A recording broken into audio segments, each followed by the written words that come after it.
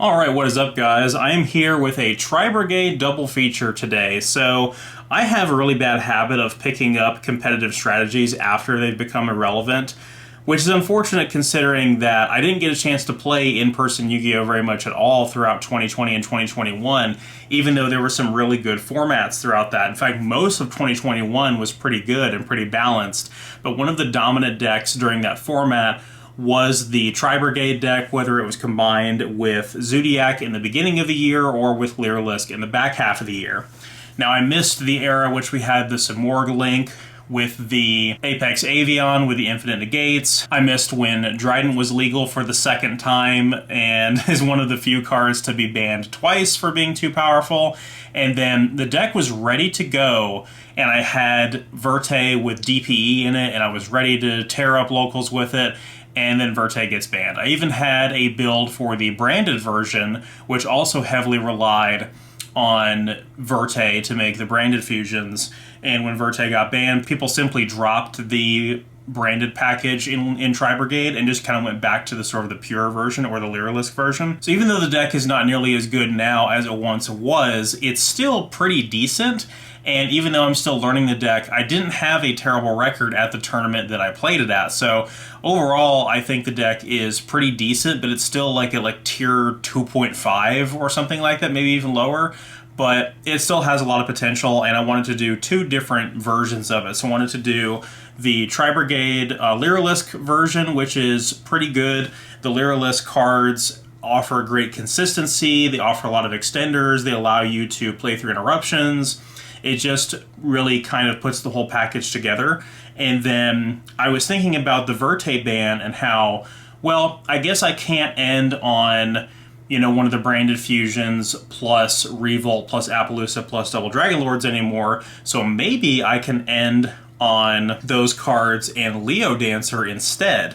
So I thought about Lunalight, and if you guys don't know this about me, Lunalight is one of my absolute favorite decks of all time. It's a deck I brought to a YCS. I have had so much fun with this deck, played so many different iterations of it, and was absolutely devastated when Tiger got banned.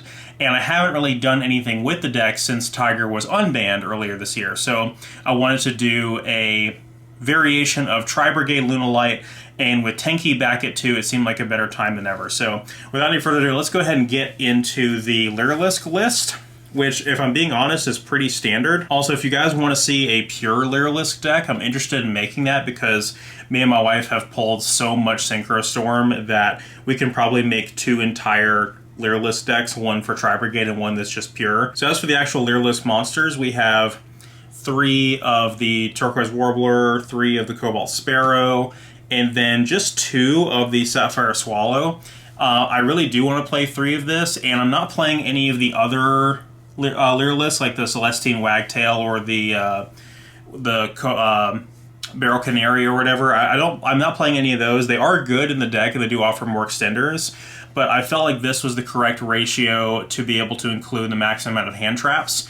Like I said in the DDD deck profile, most decks right now, if you're going to compete with the meta, have to be able to play at least 3 to 4 play sets of hand traps plus their engine. And so 3 to 4 cards in your hand need to be hand traps, and the rest needs to be engine in order for you to have a chance. And so this ratio does kind of enable that.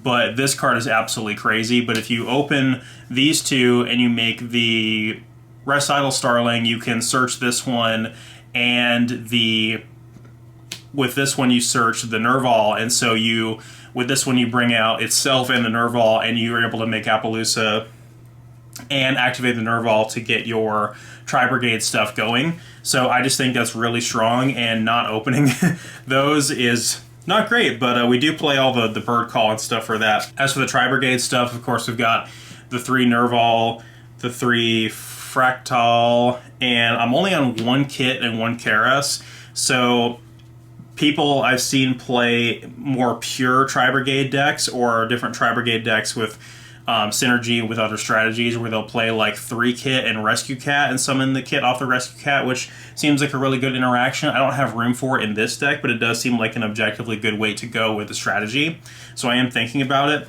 Nerval is obviously your best Tri-Brigade monster. Fractal is interesting because I never knew how these cards worked until I started playing them recently, and it's so weird that Fractal like dumps himself for cost just to dump another card into the graveyard just to give you materials to link with, but it also can proc either of these two effects to either dump again or to add, and you got to be careful about the hard once per turn on Nerval when you're going to trigger that, because that can affect your combo line significantly. And then Chaos is usually the one that starts last because it can be an extender from hand, although it requires another body, so it doesn't usually come up. I'm still trying to figure out how to really weave this card into all the combos, but I think that's the correct Tri-Brigade ratio for what we're playing with this deck. Onto the hand traps. This is pretty standard for most decks that I'm playing right now, which is the 3 Ash, the 3 Ogre, the 3 Bell, and then we also have a DD Crow in here because it's searchable in this deck. The card's absolutely crazy right now, so this is one of the benefits of Tri-Brigade, is that DD Crow is searchable.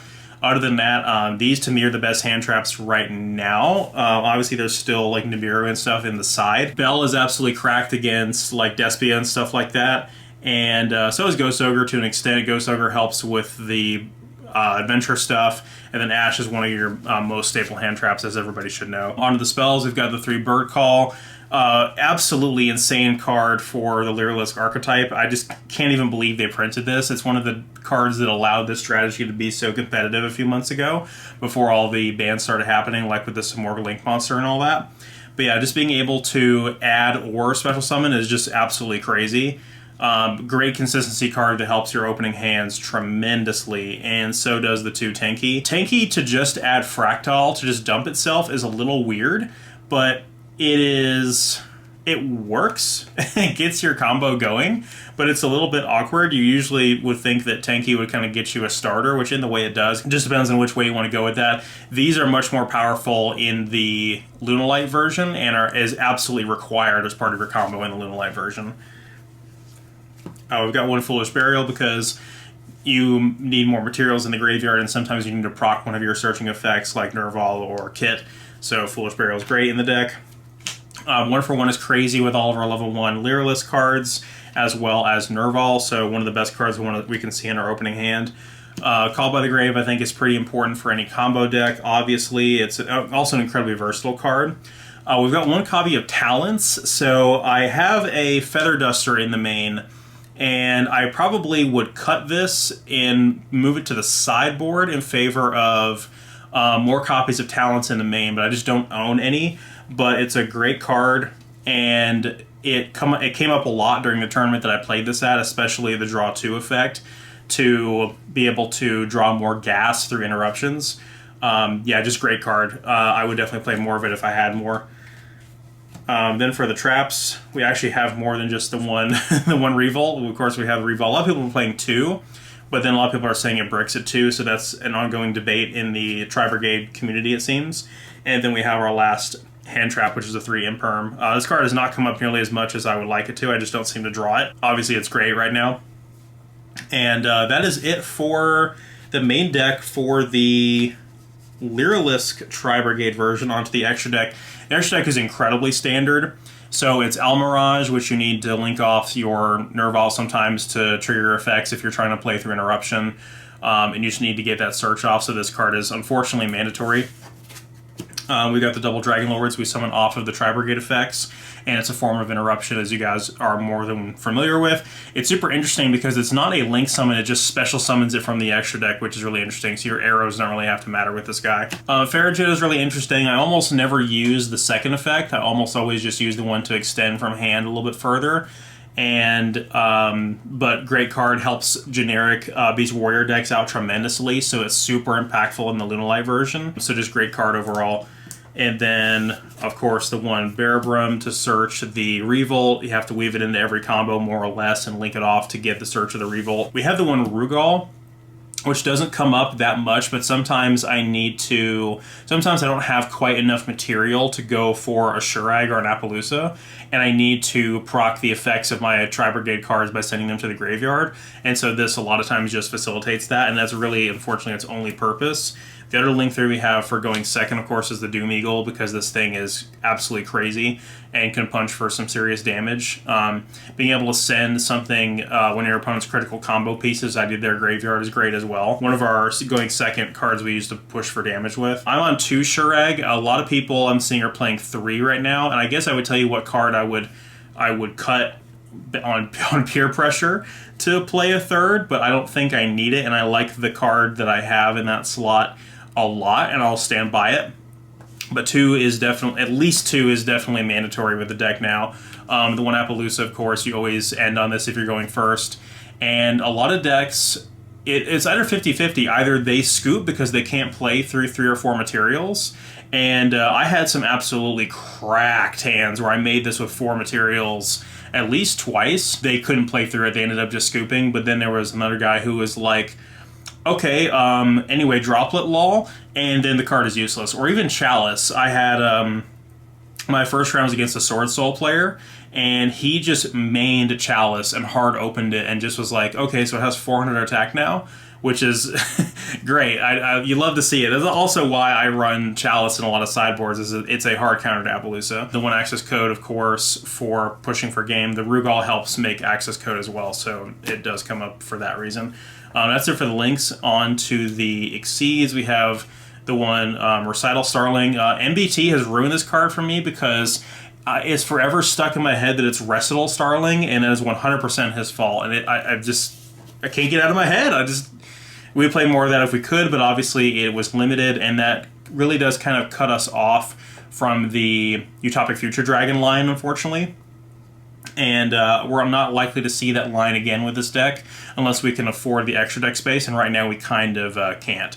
I'm on Ensemble Robin. I think the card is extremely strong, and people don't know what this card does a lot of times and will run into its interruptions, and I think it's a great backup plan, especially if you have a weak hand with only Lyrilusc cards, and you're in the grind game and you don't have access to a lot of your Tri-Brigade stuff anymore, or your Revolt is in the graveyard and you can't get it back, or it got milled off the top of your deck by a zombie vampire, which happened to me against the Punk Therion deck. But great card. I will stand by this, but it's probably what I would cut if I had to run a 3rd Shurag, but right now I love it. And then, of course, we've got our Zeus package, which is Assemble Nightingale, Downerd, and Zeus. This comes up a lot. It's why I was really debating playing Evenly Matched in the side, but I opted not to because I pretty much have Evenly Matched on legs as it is. So this came up all the time. It outed the Therion Punk's board. It outed a Sky Striker board. It really came up a lot, so it was pretty good. We'll take a look at the side, and we'll move on to the Lunalight version. So the side is pretty similar to what I've been playing with a lot of other decks lately, but with fundamental differences. So as far as the hand traps, we have the other 2 playsets of what I think are the best ones, except for Droll. Droll would be good. It's a shame that it's a spellcaster. But we have the Token Collector for Sword Soul, and then Nibiru for like the Adventure Dragon Link deck and stuff like that, even like the Punk Therion deck.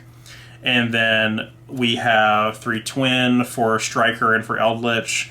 We've got Chalice for if we're going second against a combo deck and we need to shut off their board. And if we're going first in game 2 against either Sword Soul or Despia or one of those, we are definitely siding this in. We can also afford to be debarriered ourselves, and it doesn't hurt us that much because our deck is primarily Link focused, which Barrier has no effect on like mono strategy Link decks. So if we can't use our Lyrilusc stuff, our Exceeds, we can always fall back on the generic Tri-Brigade plan, which also works in the Lunalight version as well. And the Lunalight version also has powerful Exceeds as well as fusions, so we don't have to necessarily fall back on the fusion. So if you get debarriered for fusion, you can absolutely still play with that deck. So this is the sideboard for both versions of the deck. So that's it for the Tri-Brigade Lyrilusc deck. Let's move on to the Lunalight one. For those that are uninitiated, I've played this deck like hundreds of times, so I almost don't feel like I need to explain what a lot of these do, but I will just in case anybody is a newcomer to the strategy. So we play 3 Kaleidoshick, and what this one does, the important part, is that it dumps a Lunalight from deck or extra deck. It does this as cost, and it copies the name, but that part's not really important, aside from the fact that your opponent may try to Veiler or Imperm or something like that, and it's still going to send, which is super important. We need at least like 3 activations of that to be able to get into our powerful fusion monster, and in order to recycle this thing and bring it back to the field multiple times, we have Tiger, which unfortunately is at 1 after getting unbanned. You activate it in scale, and you can special summon a Lunalight back from the graveyard. And then you have, it's not a hard once per turn, so we have a lot of our cards that help us facilitate bouncing that back to our hand and using it again, such as the 2 Yellow Marten, where your first activation of Kaleidoshick is always going to be to send Yellow Marten, and then Yellow Marten's effect is going to bounce the Tiger back to your hand, summon itself out, and then you can overlay these 2 for an Xyz monster and detach the one or the other, and then activate the Tiger, bring it back again. So that's hugely important, and that's our essential combo there is for just the pure Lunalight stuff. You're trying to overlay these 2 for Ray Raptor Forstrix, and then when you detach one to search Zephyros, Tiger brings back the one you detached, preferably Kaleidoshick, because you want to activate its effect again. And then you make Barricade Board Blocker, and you pitch the Zephyros with Barricade Board Blocker to get the Zephyros engraved, bounce the Tiger back again, and then you link the Barricade Board Blocker and the Zephyros into Rusty, and then you set up some Phantom Knight combos, and hopefully after all of that is said and done, you've activated this at least 3 times and set up your combo for Leo Dancer. So we'll get to that a little bit later, but that's pretty much standard Lunalight stuff that we've been doing for years, ever since Kaleidoshick was really introduced. We have 1 Black Sheep and 1 Wolf. So Wolf is a Miracle Fusion in scale. We need it to actually make our Leo Dancer, and what we do with Black Sheep is we overlay for Tiger King, which searches a Tenki. We activate Tenki to search this and pitch it to bring this out of the graveyard. This is our 3rd activation of Kaleidoshick's effect, so that's how we access that. We only need 1 of each. We have the 1 Zephyros, as I mentioned. It's another bounce of Tiger back to the hand for another recurring activation.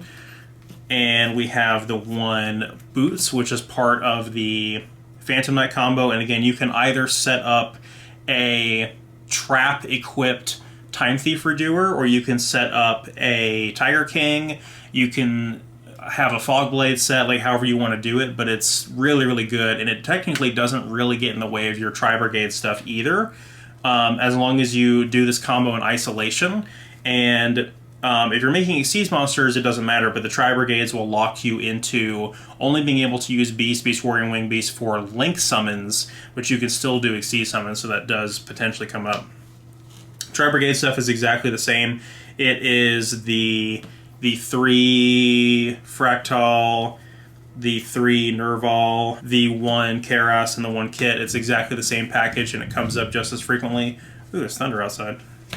The hand traps, this version actually has to cut down on the hand traps because it needs other cards that help us with consistency and accessing our engine, which inherently, as I said before, makes this version slightly inferior, because if you can't afford to play as many hand traps as your deck will allow, unless you're just some crazy deck like Sword Soul that can just extend through everything and just no amount of interruptions is ever going to be enough for it, you need probably to play around at least like 3.5 play sets of hand traps to really make this work. This one only plays 2, and the 2 that I decided to go with ended up being the Ash and the Bell, but it still has the Nibiru and the Token Collector in the side for the same reason.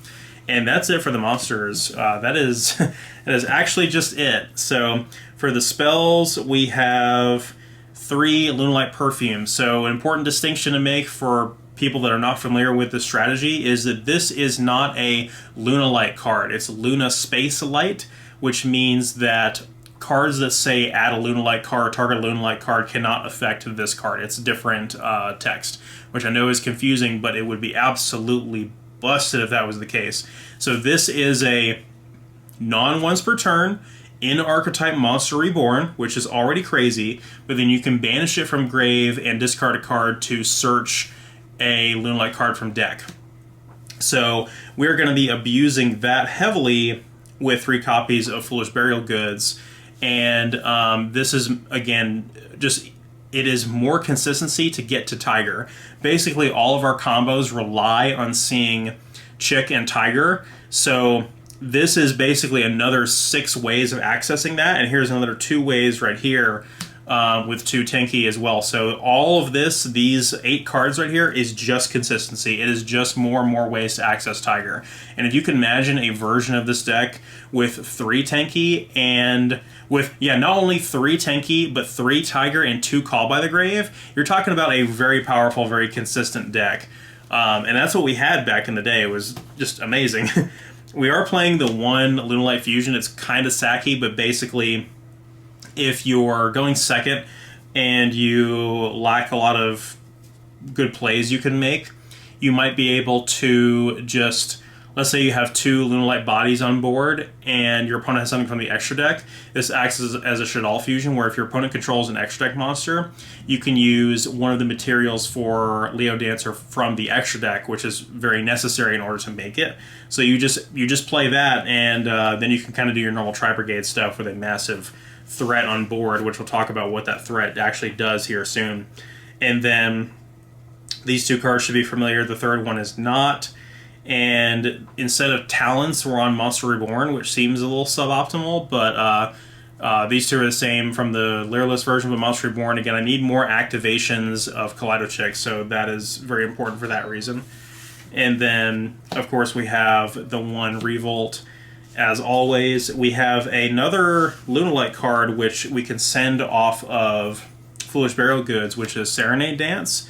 And this you can banish from graveyard, a special summon a Lunalight from deck, which is another incredibly awesome way to access Kaleido Chick, but it's not nearly as good as maining the 3 Perfume, because Perfume has other utility. And if you open Perfume and you can just activate it and get it into grave that way, that's way more value than playing multiple copies of this. There's those 2 more cards, which is the 1 Shade Brigandine, and then the last card is a Fog Blade, which I misplaced before the recording of this video. But the Shade Brigandine, when you summon Rusty, you dump the boots and search this, and this gives you a level 4 to overlay for anything that you're missing, but usually it's going to end up being a trap-equipped Time Thief Redoer, which is another interruption. So that is a spin back to your opponent's deck on a quick effect, which is really strong and really underrated how strong that is, actually.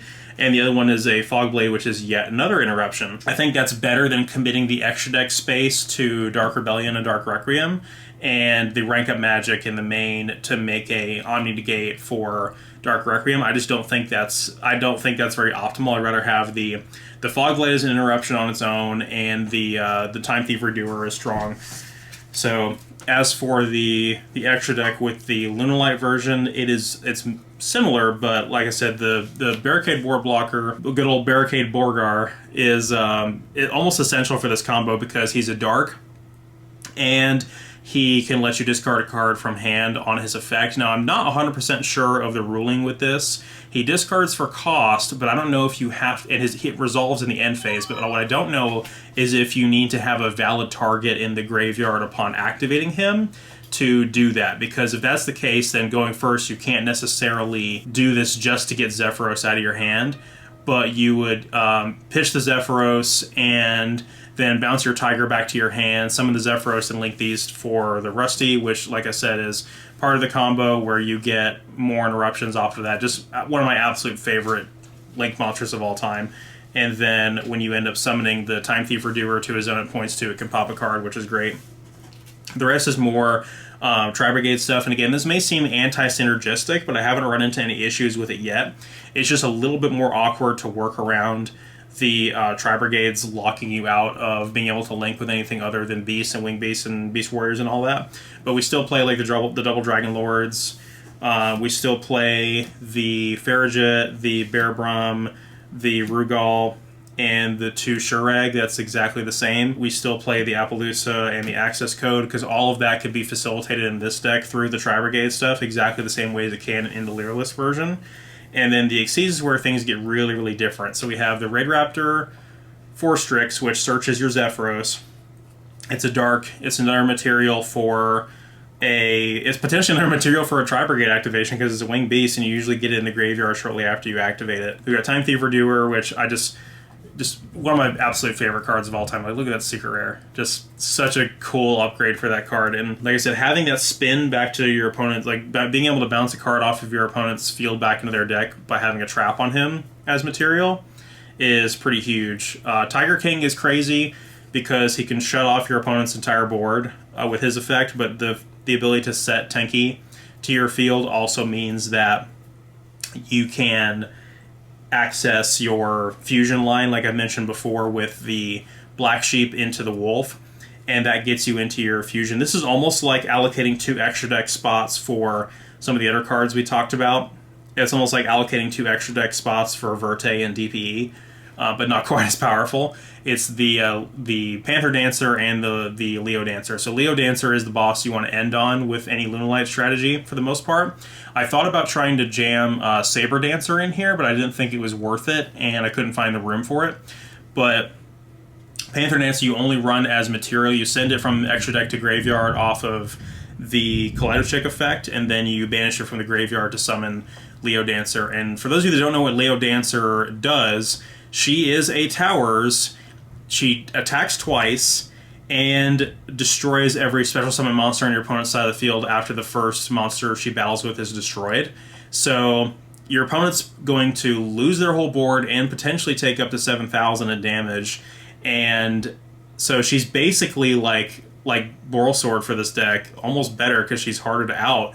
And then there's another nasty part of this as well that a lot of people don't realize is that Kaleidochick has another effect where when it's banished, you can make it to where your opponent can't activate effects during the battle phase. So whatever your opponent had to try to interrupt getting OTK'd by this thing is not going to go off. And that's one of the things that kind of triggers naturally through the synergy of the strategy is that Kaleidochick is going to get banished in order to summon this thing in the first place. So that's always going to come up if needed. So yeah, usually if you do your combo right and you don't get interrupted too much, your end board is going to be Leo Dancer, Appaloosa, Double Dragon Lord with Revolt set, and that's pretty much unbeatable short of your opponent just like dropletting their entire hand on you, and then the last card is like a Dragon Link starter or something stupid like that. But yeah, so that is the deck. The deck's plural, and I really enjoy these strategies. They're not super great like they were, but I'm having a lot of fun with them, and I'll probably mix things up for this week. I think I'm going to play Invoke Dogmatica this week, and I have a interesting tech for that deck that I think is going to frustrate the living hell out of my locals, but I think it's going to be successful. So thank you guys so much for watching. I'll see you guys next time.